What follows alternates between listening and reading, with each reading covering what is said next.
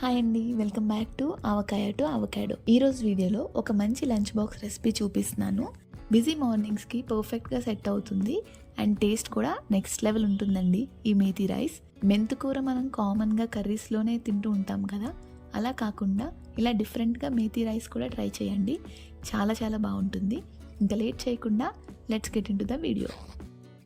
ఈ రైస్ని మిగిలిపోయిన అన్నంతోనైనా చేసుకోవచ్చు, లేదంటే ఇలా అప్పటికప్పుడే వండిన రైస్ అయితే పూర్తిగా చల్లారి పెట్టుకోవాలి. ఇప్పుడు స్టవ్ మీద కడాయి పెట్టుకుని ఇందులో 2 టేబుల్ స్పూన్స్ ఆయిల్ యాడ్ చేసుకోండి.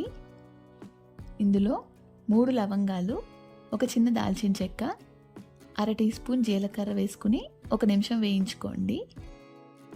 నెక్స్ట్ ఇందులో ఒక మీడియం సైజ్ ఉల్లిపాయని పొడవుగా కట్ చేసుకుని యాడ్ చేసుకోవాలి. అలానే 4 పచ్చిమిర్చిని కూడా చిన్న చిన్న ముక్కలుగా కట్ చేసుకుని తీసుకోండి. వీటిని బాగా వేయించుకోవాలి. చూడండి, ఇలా ఫ్రై అయిన తర్వాత ఇందులోనే 1/2 టీ స్పూన్ అల్లం వెల్లుల్లి పేస్ట్ని యాడ్ చేసుకుని పచ్చివాసన పోయే వరకు వేయించుకోండి. ఇప్పుడు 1 కప్పు పచ్చి బఠానీని యాడ్ చేసుకుని అవి కొంచెం సాఫ్ట్ అయ్యే వరకు కుక్ చేసుకోండి. పచ్చి బఠానీ వెంటనే కుక్ అయిపోతాయి. ఒక 2 నుంచి 3 నిమిషాలు వేయించుకుంటే సరిపోతుంది. ఇప్పుడు ఇందులో 1 కప్పు మెంతుకూరని కూడా యాడ్ చేసుకోండి. నేను ఇక్కడ ఆకులు మాత్రమే తీసుకున్నాను. మీరు కాడలతోనైనా యాడ్ చేసుకోవచ్చు. కాడలతో యాడ్ చేసుకున్నప్పుడు చిన్నగా చాప్ చేసుకుని యాడ్ చేసుకోండి.